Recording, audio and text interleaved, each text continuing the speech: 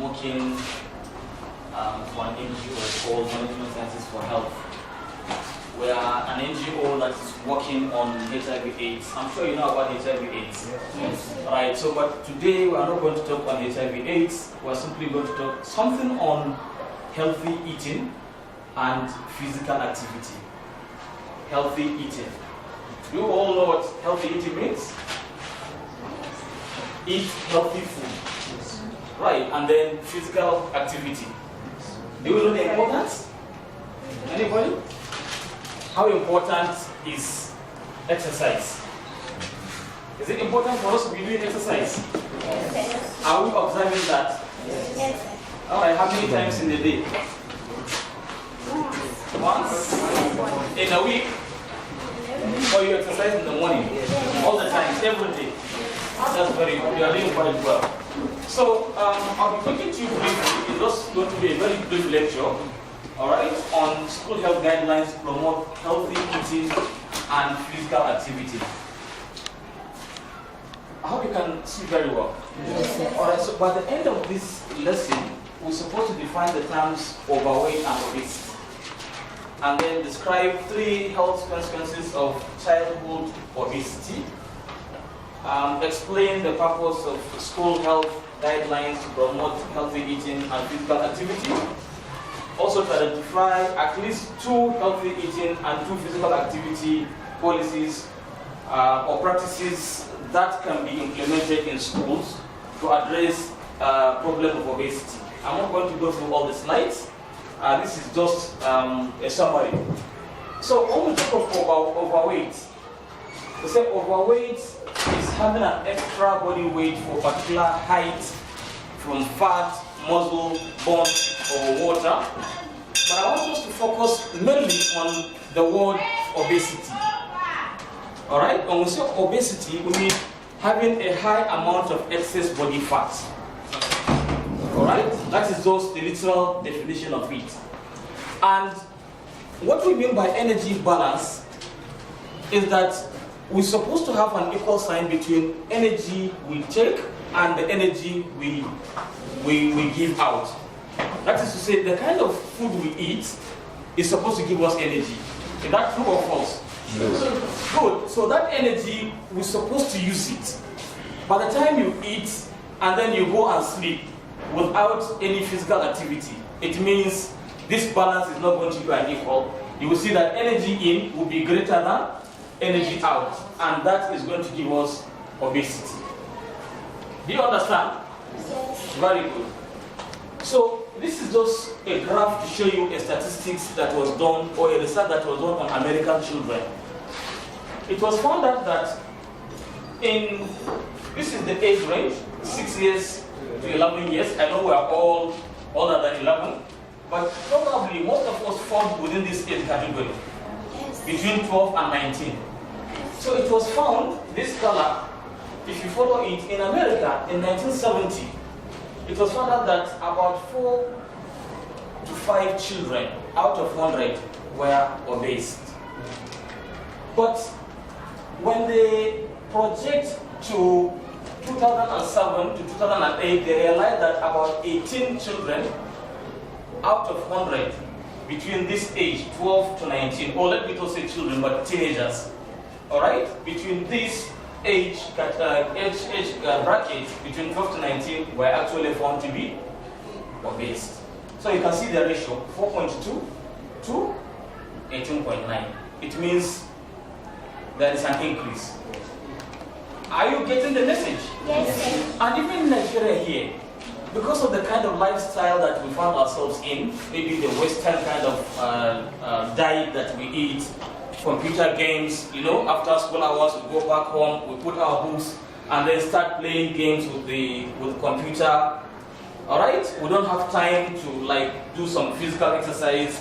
Energy that we take in is not equal to the energy that we give out. We found out that in Nigeria, childhood obesity or teenage obesity is also rising. So because of that, I said, let me come and talk to you on the important thing that you should know about this condition called obesity. These are the conditions that you see in children nowadays. Before this time, all right, you find out that these conditions or these disease conditions are not very common in children. But as it is now, you find out that because of the high body fat that we actually take, you find out that children have got high cholesterol level. They have type 2 diabetes. You know what is diabetes?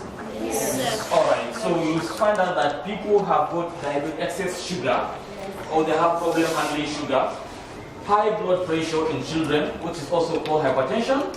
I'm sure you learned about this in your class. Yes. All right. Then social problems and poor self-esteem. You find out that children don't have that courage, or they'll be bullied by their own colleagues that, oh, you are Mr. Fat, or you are Mrs. Fat, or you are whatever.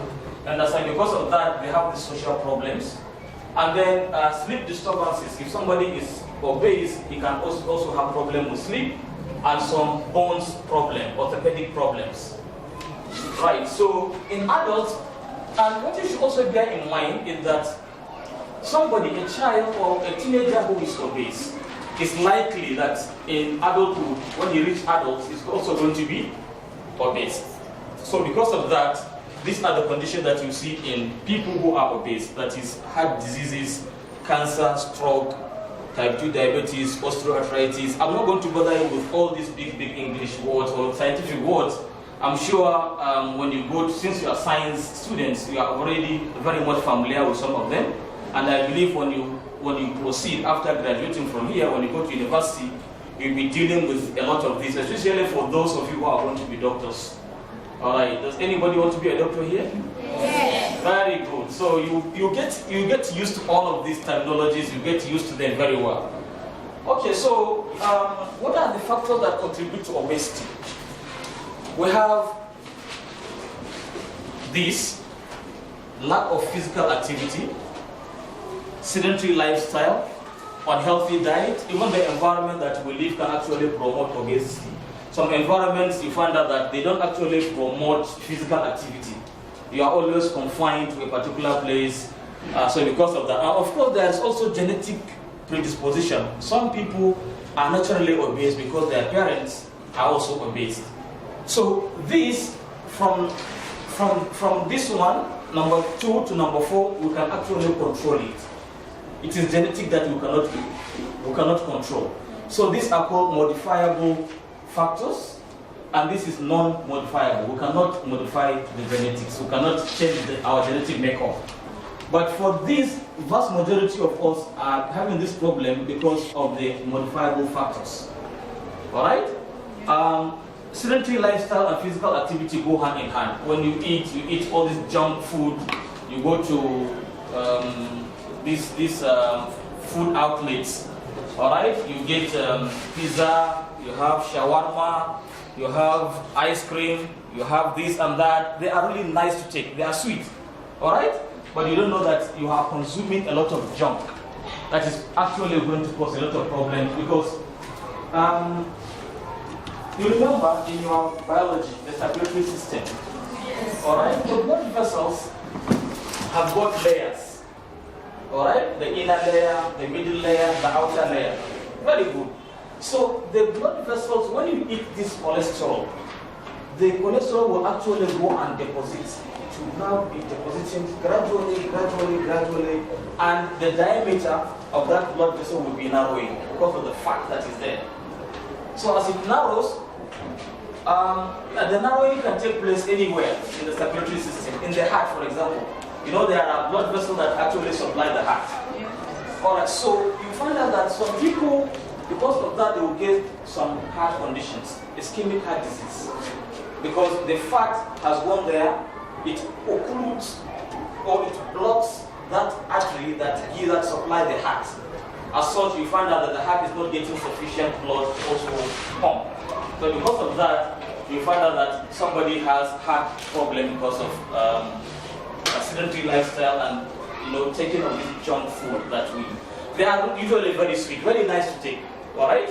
But we should also be very careful while we do these things.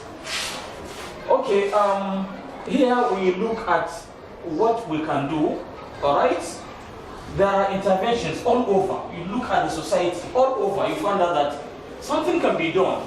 Media can have something, government agencies, faith-based organization, youth service organization, employers, everybody has a role to play, and most importantly, school. We're actually giving this lecture because, students spend more time in school than at home. Or that is during the day. You find out that you come to school as early as 8 or as early as 7:30 in the morning, and you'll be leaving at 2 or even 3 or 4 even. Some actually stay much longer. They want to do extra lesson, they want to do this and that, they want to study, they are preparing for exams, and you find that they stay much longer. So you stay longer at school during the day than at home. So because of that, school plays a very important role in teaching students how to take care of themselves when it comes to eating and physical activity. Right. The school environment, school food environment. I have seen a canteen here. I'm so happy to see that there is a canteen there. But I hope it's healthy food that you are taking. I hope it's not shawarma, not pizza. No. But is there Coca-Cola there? Yes. All right. Is there Fanta? Yes. Any soft drink is there? Yes. Then we are also at risk. We should take more of water. All right? More of water than these soft drinks. It's very important. Okay? Especially in Sokoto here, it's very hot here. All right? When you take this soft drink, they will not actually satisfy the taste that you have as such. So water is the one that will go into your system and bath your cells. It is that one that will actually make you more comfortable. Most of these things that we take, the soft drink, don't actually make our cells to be functional very well, because most of them are extracellular. They go to extracellular compartments, not intracellular. I'm sure you know about this. Okay, let's quickly proceed. School physical activity. At school here, do we do exercise? Yes. Boys. Boys only? Yes. Why not girls? Why not girls now? That's why girls are more obese now. Yeah, so I think it's important for also ladies to be doing this exercise at their own time and the kind of exercise that ladies should do. I think I'll make a call to, since the academic officer is here, this is an appeal I want to register, sir, that even the ladies are supposed to be doing some kind of physical exercise. Yes. All right, thank you. Well, somebody said yes. Thank you very much. Okay, so that is very much important. I know most of us do ride vehicles, our parents come to pick us, but remember, sometimes even walking, if you are somewhere around, if your house is just close by, you can walk or you can actually cycle to school. That is also an exercise.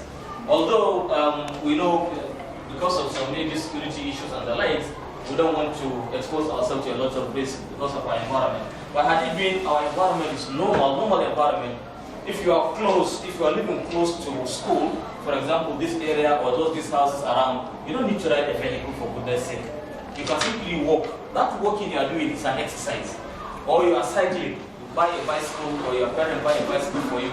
You cycle, you come to school, after school hours you close. That is an exercise that you are doing. And that is enough to keep you healthy. Okay, remember, physical activity and healthy eating are linked with academic success. If you want to do well in class, if you want to do very well in class, alright, if you please eat healthy and exercise, you find out that your academic success will be increasing. Alright? And you are also going to have a healthy well-being. You are going to be, most of the time you are not going to be sick, because as you are doing the exercise, you are eating healthy, your immune system is going to be much better. And you find out that you are not going to be falling sick, alright, quite frequently. Your body will be able to fight whatever organism that comes because of your good health. And if you don't do that, if you have that physical activity and healthy eating, these factors are going to be, the risk of obesity is going to be low, risk of chronic diseases that we have talked about like diabetes and hypertension is also going to be low when you become adult. Am I communicating? Yes. Are you getting the message? Yes, sir. Very good. Okay, nutritional requirements. Growth and development are rapid in your age group, all right? From 12 to 19, you find out you're growing very fast. So because of that, you need to eat healthy. Onset of puberty is characterized by spot of physical growth, height, and weight. You find out that last year you were not as this tall, but this time around, especially the ladies, they actually grow much faster. Considerable gain in muscle and bone mass. These are changes that we actually see. We see like that. I think I have already talked about this. That is, eating a healthy, balanced diet can promote well-being by improving mood, energy, self-esteem to help reduce anxiety and stress, boost concentration and performance in class, reduce the risk of ill health now and in the future, and increase productivity. So, who can explain this plate, this eat well plate that I have tried to put here? Eat well, the eat well plate. Can somebody explain? Oh, sorry, the proportions are not shown here. But when you look at this portion and this portion, they are much bigger than these others. Alright, so you see here, it contains rice, potatoes, pasta, there are fruits and vegetables. When last did you take fruit?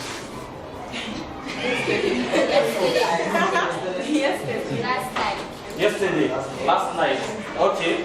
How about the boys? Guys, don't lie. Some of them take Zobo and everything. Okay, so what they are trying to tell us here, we should eat more of fruits and vegetables. Alright? That's why we are going to get all the micro and macronutrients, and of course, starchy or carbohydrates. Alright? These other ones, we eat them small portions like that. Am I communicating? Yes. Yeah, so please, when you go back home, if your parents give you food and there's no vegetable there, ask for, please, Mama, can I have some vegetable? Or can I have just that apple? Can I take that, that is your right. If Dad doesn't buy, alright, always remind Dad. Please, Dad, as you go out, can you buy some vegetables so that we can cook nice, whatever? Are you getting the message? Yes. Yeah, so that is very, very important because you want to live healthy. Good. So that's what I have just explained about what you should eat more than others. Breakfast. Did you take breakfast this morning? Yes. No. We didn't take breakfast this morning? Yes. Why? No time? Yes. Okay. Starting each day with breakfast will supply energy to the brain and body. Alright, so that when you come to class, you will be active. As teacher is talking, you will be listening attentively, you will also be participating. But if you don't eat, you come probably last night, you ate maybe around 6 or 7. Alright, then you go to bed, you slept throughout the night, and then in the morning you woke up because there was no time for you to take breakfast. You quickly take your shower, rush to school, you come, you sit down. As teacher is talking, your system, the abdomen will be making some, actually looking for food. So you are not going to be concentrating very well. Alright, so it's important. Research has shown that when you eat breakfast every day, that is going to supply energy to the brain and the body. Eating breakfast leads to improved energy and concentration levels throughout the morning, and breakfast consumption may improve cognitive function related to performance in school. So please, wake up early, eat your breakfast, and then come to school. That's very, very important.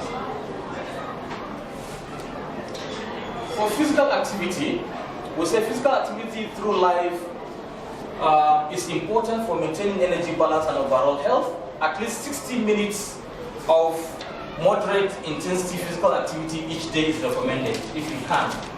Moderate activity, maybe brisk walking. Alright? You walk, for about 30 minutes to 1 hour. That is quite important in a day. And then this includes activities that improve bone health.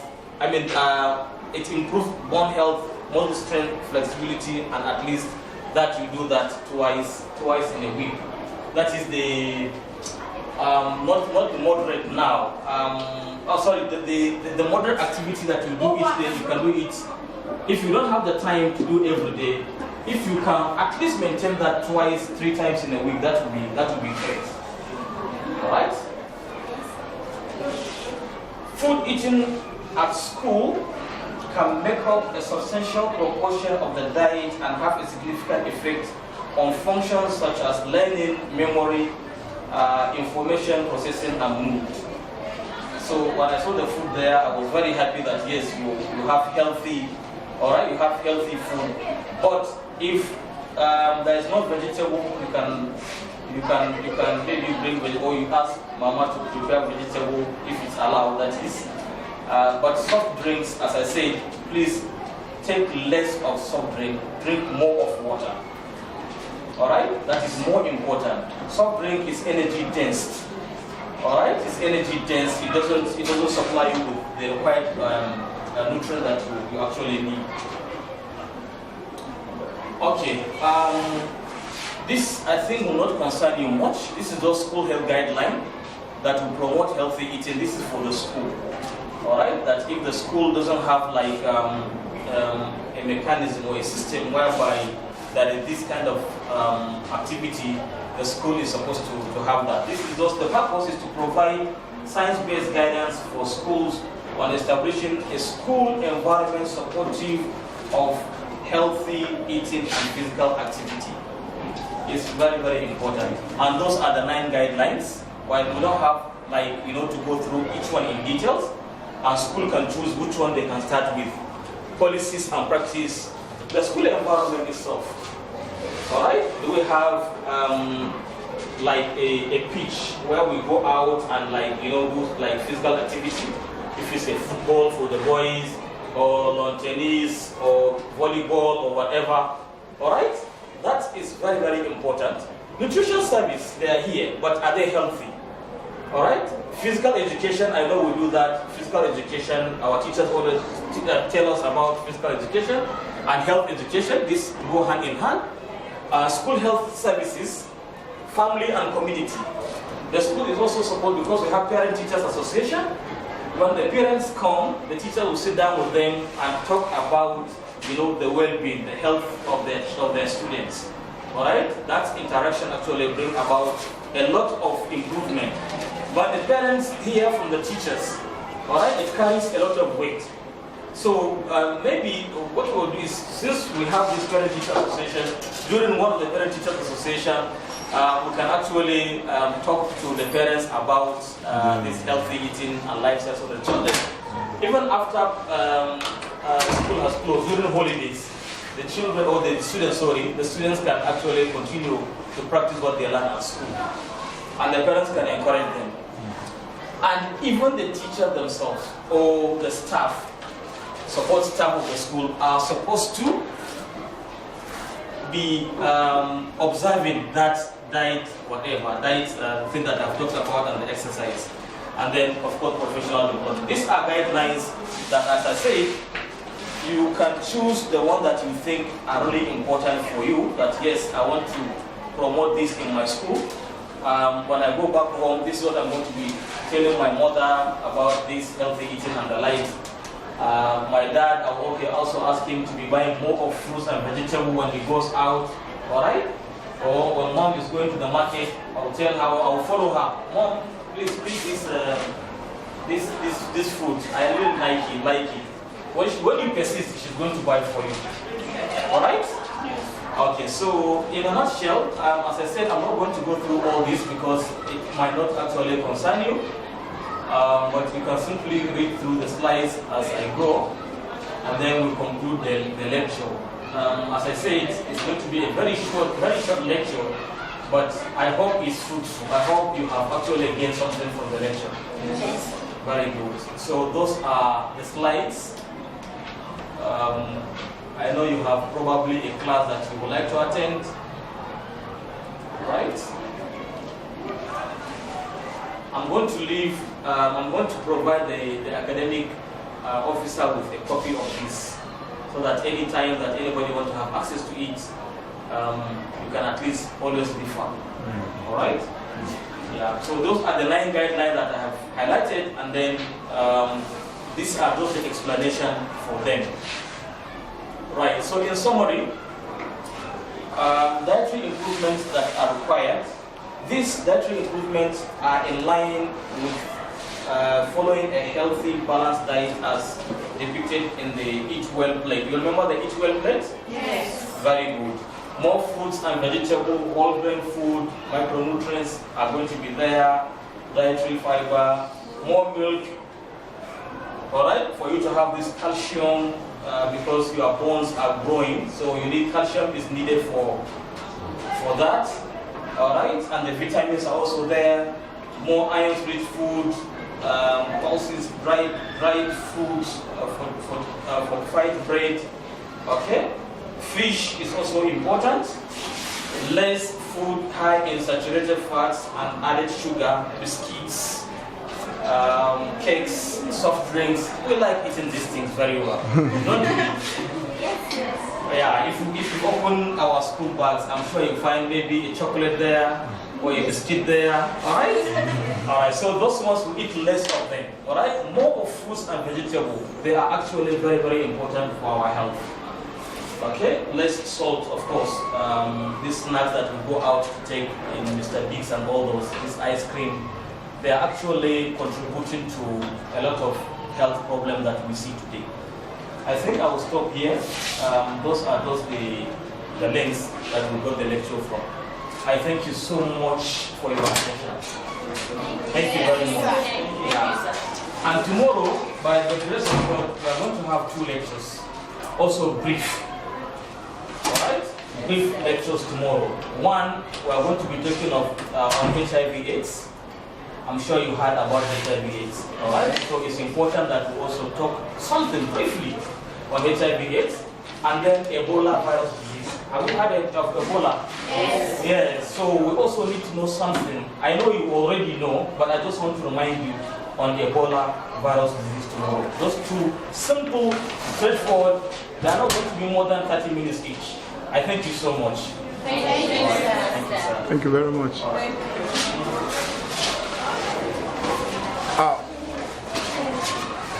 I don't know whether you have any questions or you want to ask. Thank you so much. I don't know how to stop.